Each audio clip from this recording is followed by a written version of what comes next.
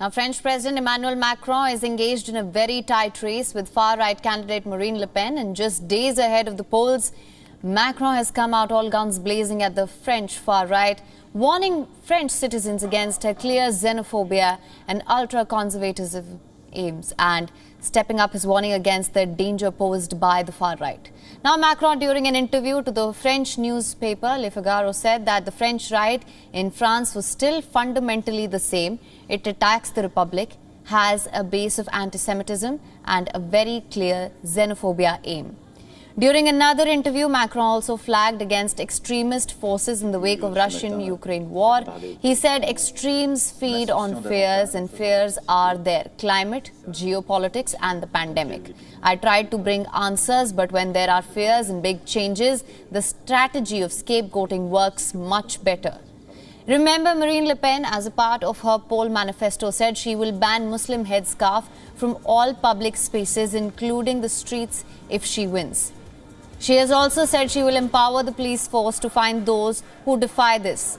Emmanuel Macron, who, if elected, will become the first French president in 20 years to serve a second term. He admitted he failed to contain all the voters' fears and acknowledged that his administration's results on immigration were quote-unquote insufficient. But he highlighted that his government had reinforced border protection and hardened entry conditions. While early poll projections showed that Macron had a solid lead, current polls predict Le Pen can pose serious challenge to the centrist Macron in the second round runoff on the 24th of April. Le Pen's numbers in the polls have been boosted by her promises to cut VAT on fuel in response to the cost of living crisis. This even as Macron continues to warn that her anti-immigration project to prioritize native French people over non-French for housing, jobs and benefits is against the French constitution.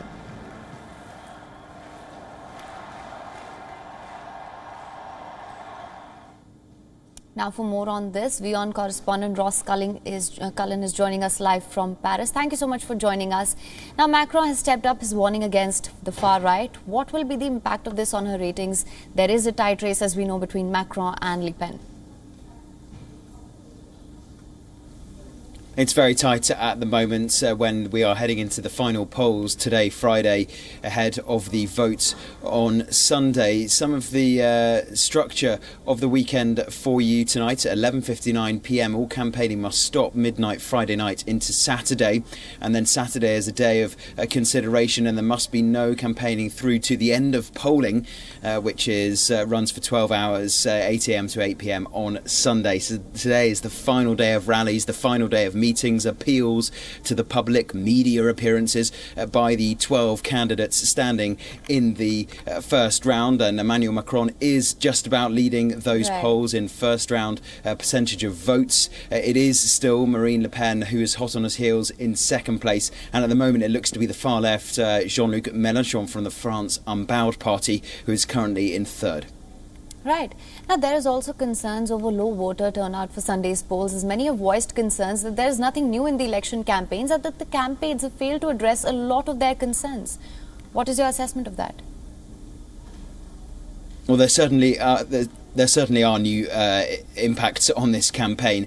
The war in Ukraine has certainly been the major impact because of the links as well to impacts on consumers. Those consequences in terms of energy prices, in terms of purchasing power. And we have seen Emmanuel Macron trying to play this role of being the incumbent president. He is still the head of state, also a campaigner trying to get re-elected. And this third role he's been interpreting as a wartime diplomat, regularly speaking on the phone to Volodymyr Zelensky of Ukraine and Vladimir Putin of Russia. So we have seen that impact on the campaign, and it is likely to perhaps feed through to what we do see, though, the possibility of Emmanuel Macron's supporters, and maybe those who aren't full-blooded supporters of Emmanuel Macron but would prefer him to another candidate, thinking that the deal is done, thinking that the race is run, thinking that there is no need perhaps for them to come out to vote on Sunday. So that is a fear that Emmanuel Macron's party has, is that there is some complacency, perhaps apathy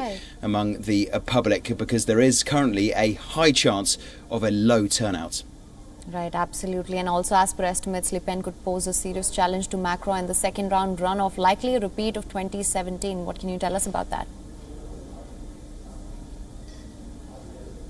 Yes, you're right. Last time round, 5 years ago, that was the matchup in the second round, 66% to 34. It was a thumping victory for Emmanuel Macron, managing to reach the Elysée for the first time. But this time around, it does seem that if they are the two candidates, Emmanuel Macron and Marine Le Pen, who come in the top two rankings on Sunday and then proceed to the face-to-face runoff 2 weeks later, if they are the two candidates who go through to the next round, that it will be much tighter. We have seen a possible Le Pen win within the margin of error, according to polls coming out in the last couple of days, and she has been doubling down on her message of home economics and trying to support purchasing power and support consumers, trying to brush off any links to past sympathies, for example, to President Vladimir Putin. She and her team say that she will be much better prepared. She has had 5 years of learning from mistakes that her campaign suffered in that 2017